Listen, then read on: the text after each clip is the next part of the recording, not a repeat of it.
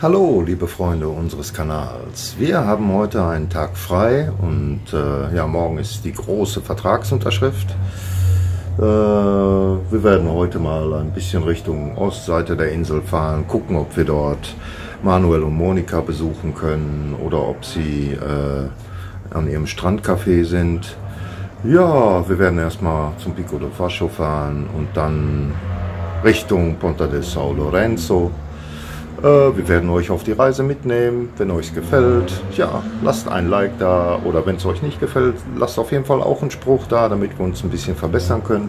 Denn wie ihr wisst, wir haben hier noch viel vor mit diesem Channel, euch die gesamte Insel zu zeigen. Und ja, damit machen wir heute weiter.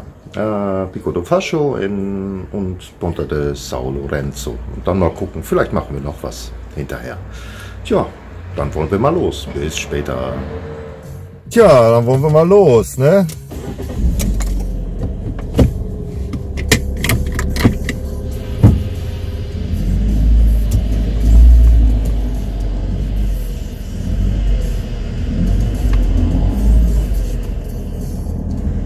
Fahren wir mal nach Mexiko.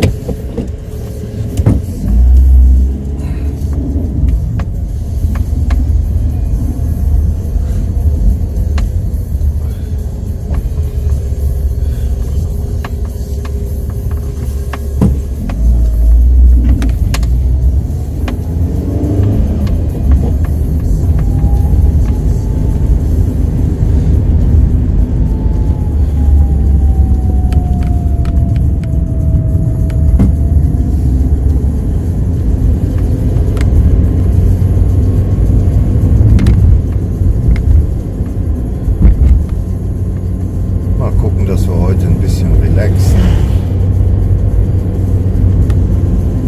War ja schon etwas aufregend, so die Ankunft hier mit den ersten Tagen und so viele Termine.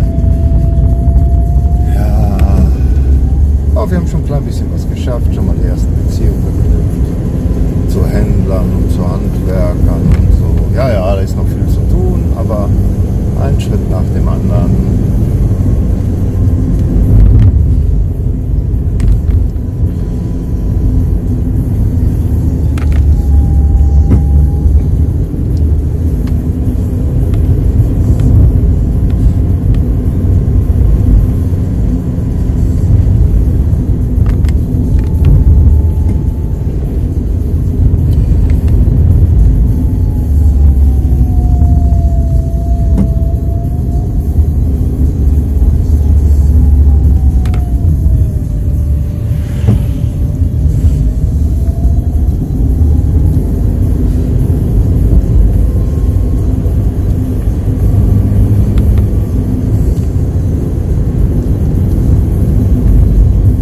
Da vorne sind die Islas Desertas, Naturschutzgebiet, Mönchsrobben sind da drauf und diverse Vogelarten.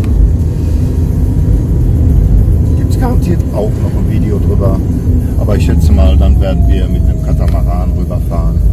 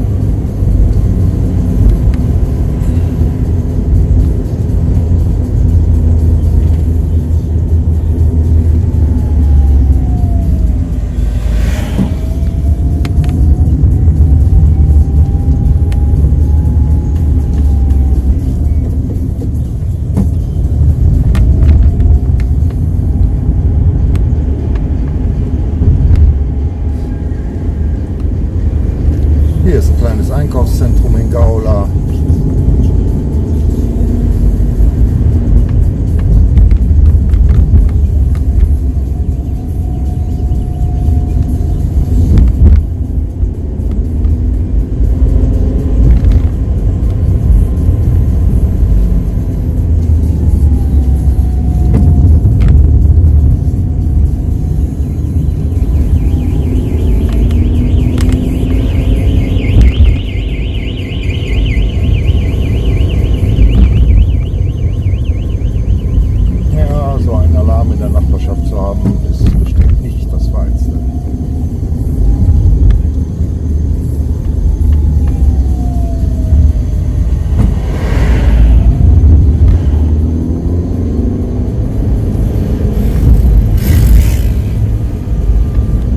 Ja, der erste Tag mit schönem Wetter an der Südseite. Wunderbare Temperaturen, was soll ich sagen.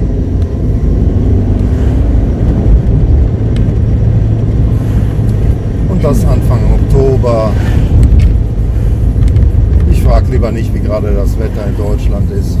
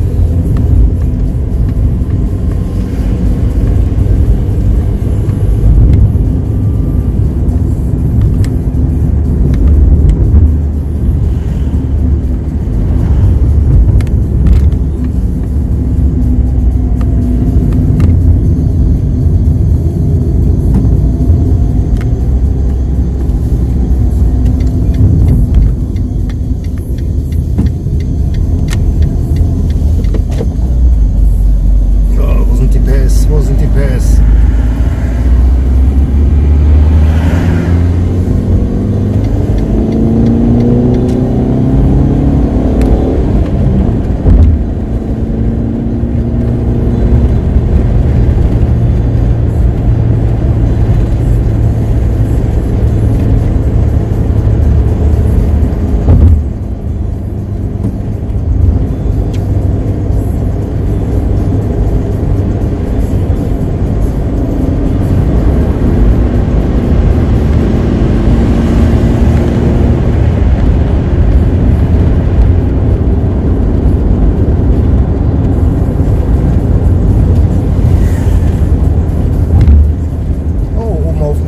Könnte sogar auch schönes Wetter sein. Und in Santa Lacerda.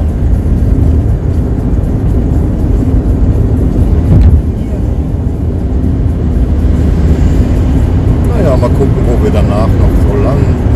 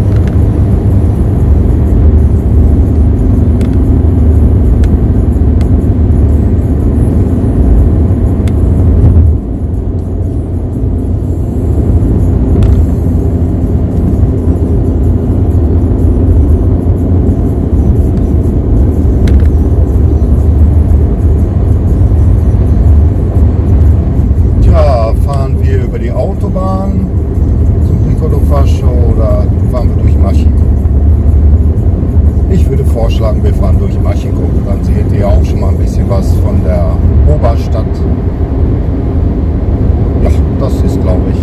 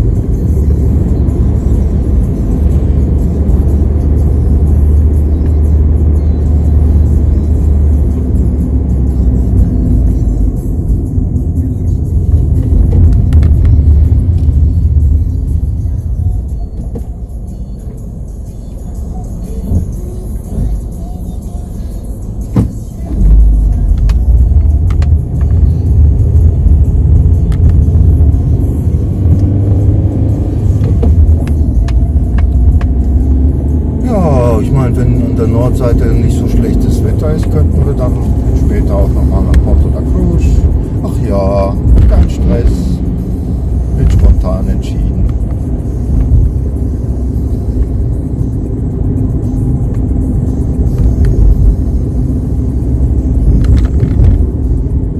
Also Mexiko ist auch schön zum Wohnen, weil es ziemlich sonnig ist meistens und doch nicht die große Stadt.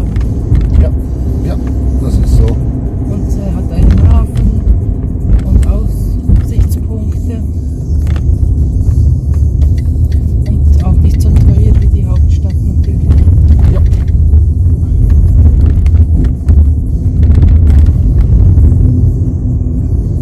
Auch eine gute Infrastruktur hier, Einkaufszentren und ja, hier sind halt viele Schulen, viele kleine Einheimische. Ja.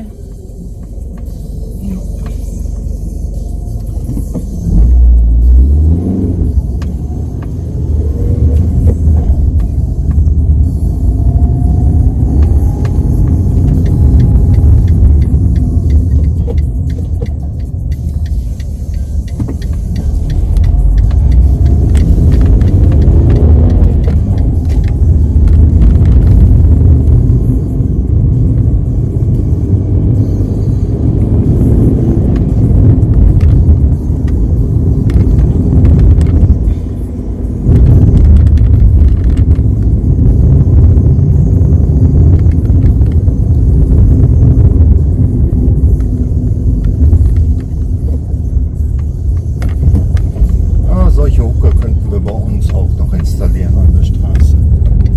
Dafür werde ich auf jeden Fall plädieren. Aber den Eingang anders setzen bei unserem Haus. Ja, das ist viel Aufwand. Das ist verdammt viel Aufwand. Aber mir gefällt der Eingang eigentlich so, wie der bisher ist, mit der Treppe und so. Ja, später, viel später. Ja, ja. Schauen wir Uns das das an. mal angucken.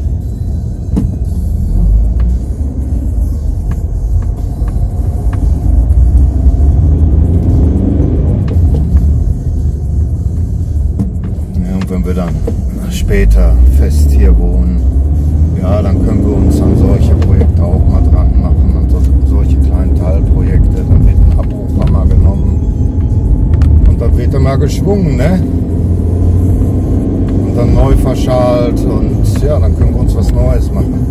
Aber wichtig ist halt erstmal, dass wir Gaswasserinstallation, Elektroinstallation, Abwasser, dass das alles auf modernem Stand ist.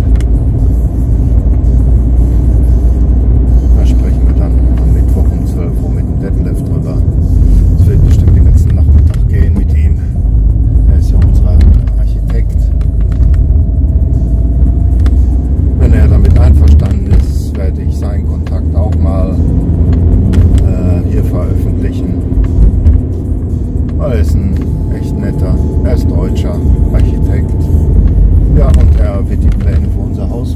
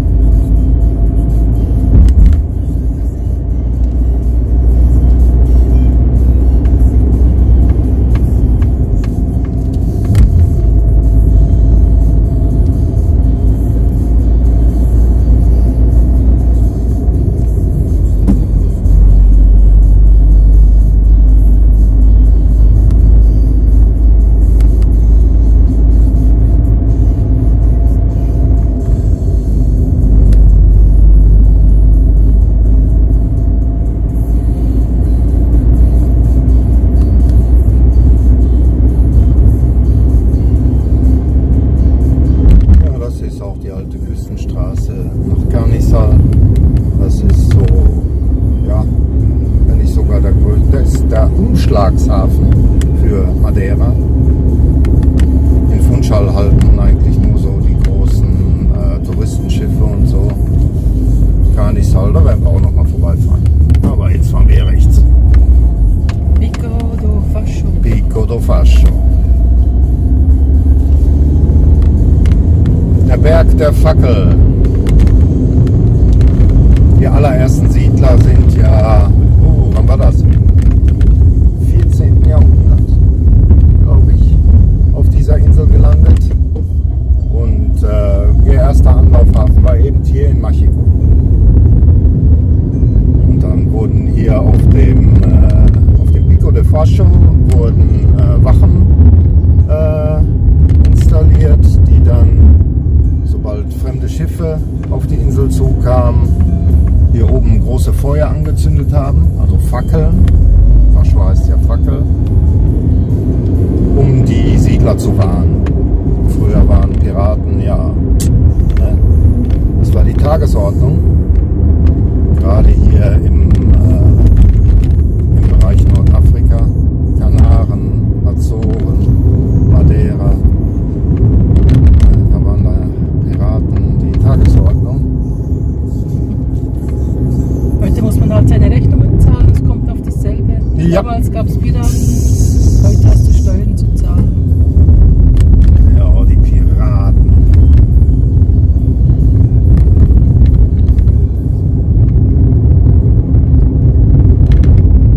Und jetzt ist das ein Aussichtspunkt.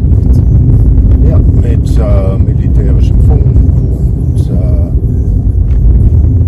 ich glaube auch Telekommunikationsfunk ist hier. Aber das werde ich euch gleich zeigen, wenn wir oben sind. Hier an der Ostküste sind die Hauptkommunikationsanlagen von der Insel zum Festland.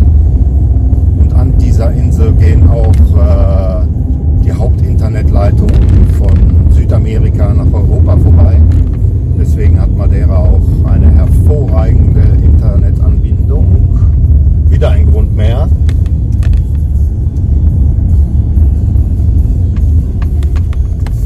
Ja, und da sind wir schon. Ja, da sind wir jetzt oben angekommen, am Pico do Fascio. Und ja, wie ihr sehen könnt, ein hervorragender Überblick über den Flughafen. Und da hinten über Gaula und Caniso de Baixo. Ja, ist ein schöner Aussichtspunkt. Relativ hoch hier, aber immer warm. Es wachsen Kakteen hier und ja, Agaven glaube ich auch. Immer recht trocken, weil hier kommt wenig Wind hin.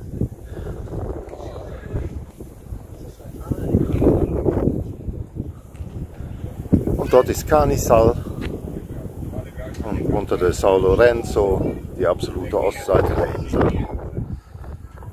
Ja, zeige ich das mal mit einem direkten Video. Ja, Canisal, das ist so der Zubringerhafen für die gesamte Insel. Hier kommen alle Container an und die werden dann weitergeschafft auf die gesamte Insel. Unsere Sachen, wenn wir umziehen, werden auch hier anlanden und dann werden sie halt mit dem LKW zu unserem Haus gebracht. Telekommunikationsanlagen sind hier, die kommunizieren mit dem Festland. Sonnenenergie wird hier gewonnen, Windenergie wird hier gewonnen. Dort hinten gibt es kleine Fischfarmen.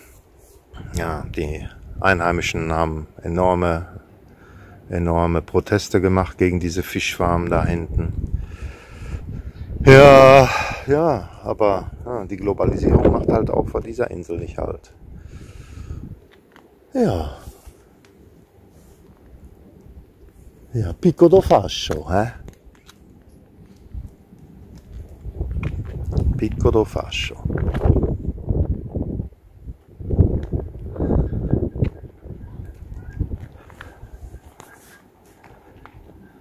Und da ist der Flughafen. Schöne 180 Grad Sicht.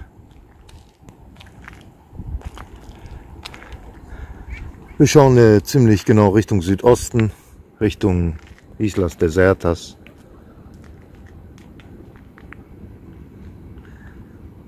Auch die Inseln sind eine Reise wert, aber dafür muss man sich halt auf einem Boot einmieten. Aber es gibt hier ein paar Katamarane, die rüberfahren. Da kann man mit Walen oder mit Delfinen schwimmen gehen.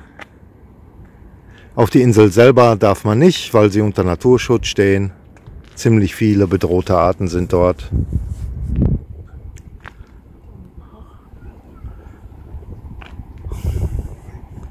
Ja, da fliegt sogar gerade ein Jet an. Aber die sollten heute keine Probleme haben, es ist kaum Wind. An extremen Tagen kann der Anflug schon etwas abenteuerlich sein und es kommt nicht selten vor, vor allen Dingen in den Monaten Februar und November, dass die Flugzeuge nicht landen können. Und dann kann man eine schöne Nacht auf den Kanarischen Inseln verbringen und wird dann am nächsten Tag erst auf die Insel gebracht hier. Ja, und da unten ist halt der Hafen von Machiko, eigentlich mehr Privathafen, aber Sandstrand für die Touristen und ja, man kann dort schön Kaffee trinken, einen Tagesausflug machen. Ja, von hier oben hat man auch einen wunderschönen Blick über gesamt Machiko, über das gesamte Städtchen und man sieht auch das Wetter, wie es dort oben am Pico d'Arriero ist. Es ist sehr windig, der Wind kommt wie fast immer von Norden. Aus diesem Grund regnet es auch auf unserer Seite, dort wo wir das Haus haben, recht viel. Also auf jeden Fall wesentlich mehr als auf der Südseite, weil die Wolken, die halt vom Meer kommen, am Vulkan hängen bleiben, dort abregnen und die gesamte Nordseite mit Wasser versorgen können. Das war auch ein Grund, warum wir uns für die Nordseite entschieden haben. Ja, Machiko, ein schönes Fleckchen. Ja, dort oben geht es zur Hochebene Santo da Serra. Dort hatten wir uns auch ein schönes Haus angeguckt, wirklich groß. Das hatte bestimmt Wohnfläche, 300 Quadratmeter. Hätte natürlich auch noch enorm ausgebaut werden müssen. 2 Hektar Land. Aber ja, dort war alles irgendwie nicht ganz koscher. Wir haben da auch eine wilde Müllkippe entdeckt und die wurde im Folgejahr wurde die zugeschüttet und ja, das war alles nicht koscher. Ja, mussten wir uns leider von distanzieren. Und es war auch ziemlich teuer. Aber das Grundstück lag auf 700 Meter, ja. Und da muss man im Januar, Februar eventuell auch mal damit rechnen, dass man das morgens weiß vor der Hütte hat. Ne, dementsprechend muss man dann auch heizen und so. Nein, das ist nicht das, was wir wollten. Ja, und dort zieht sich das Flüsschen, was durch Machiko fließt. Ja, und das Tal zieht sich dann bis hoch Richtung Pico d'Arriero, der wie immer in Wolken liegt. Und ganz schöne Wolkengeschwindigkeit da oben im Moment. Vielleicht enden wir da heute ja. Wir wissen noch nicht.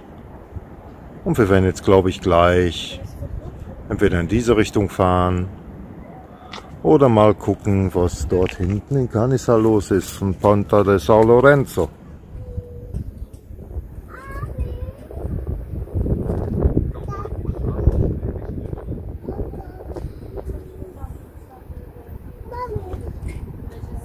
A mãe foi fazer xixi, mas a Ariana.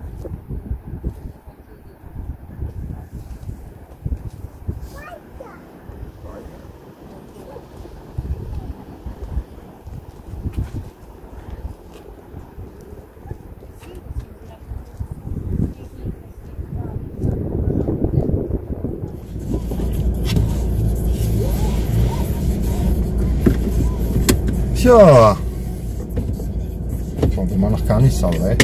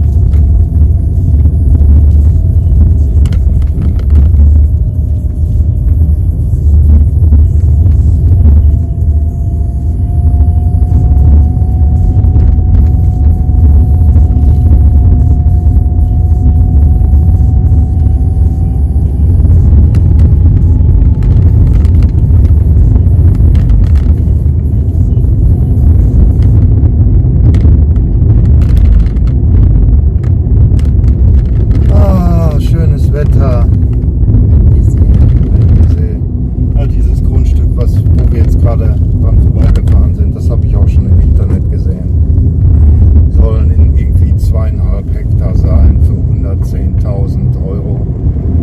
Kann ich mich dran erinnern. Aber quasi senkrecht. Quasi senkrecht, genau. Die versuchen ja alles zu verkaufen. Ja, aber trotzdem zu sehr hohen Preisen, die sich niemand leisten kann. Ja. Aber die stehen dann bei Grundstückshändlern irgendwo in den Büchern mit einem gewissen Preis. Ja, reiner Buchwert. Und so ergaunern die sich dann Kredite und ja. Aber das ist ja nicht nur hier so.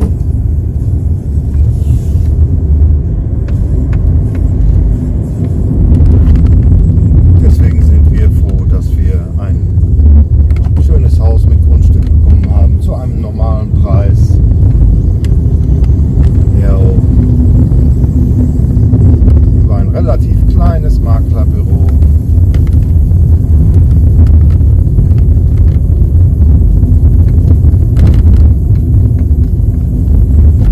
Ja, dieses Haus mit dem Grundstück auf der Südseite hättest du getrost eine Null noch dran machen können.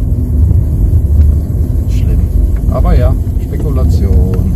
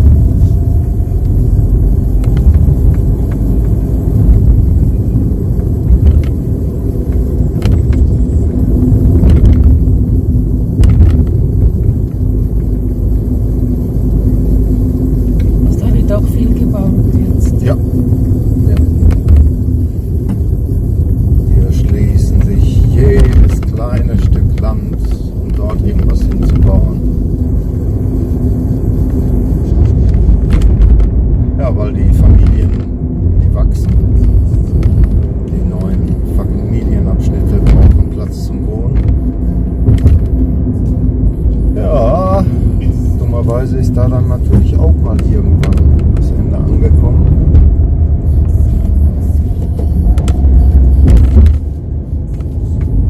Und die Ökonomie auf der Insel wird im Moment auch nicht besser. Danke, Covid.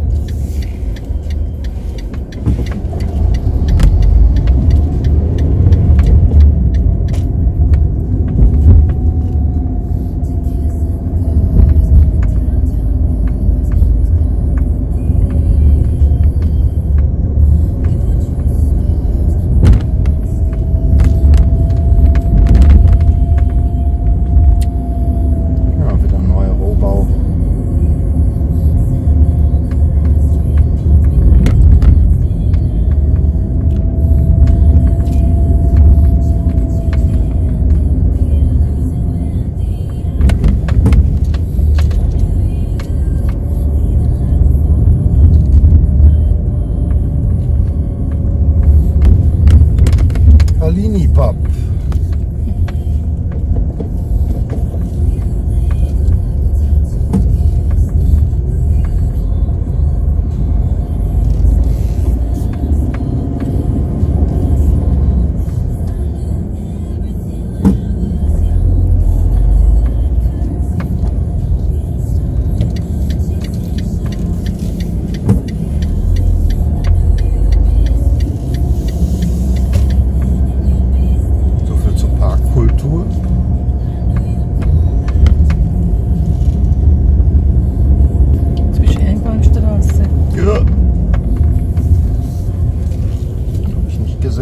Ich habe es gesehen, aber ich war nicht sicher und du bist da so selbstsicher reingefahren.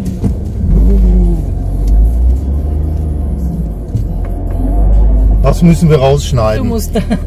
Das schneiden wir raus. Du musst nach rechts. Das soll doch ein ähnliches Video werden. Ja, so ehrlich aber auch nicht, ne? Wenn du es rausschneidest, mache ich einen Kommentar. Das wagst du nicht.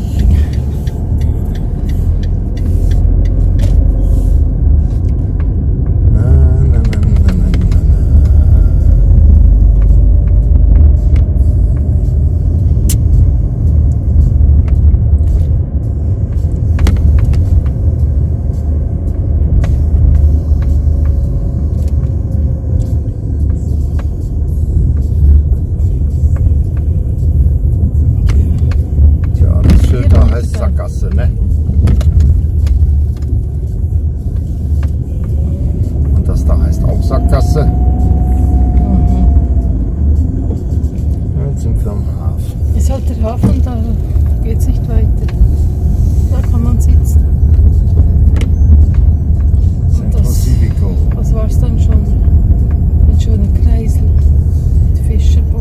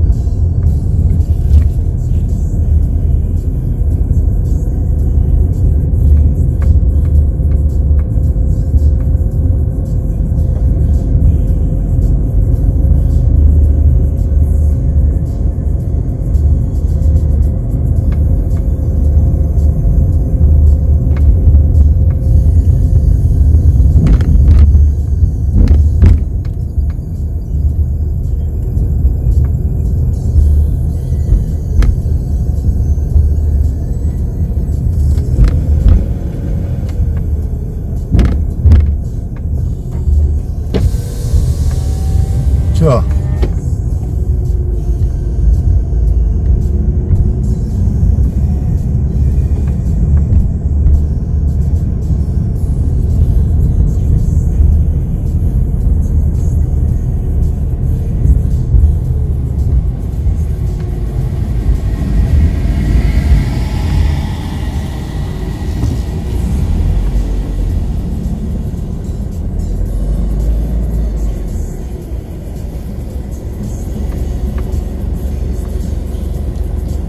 Und hier ist der Umschlagshafen.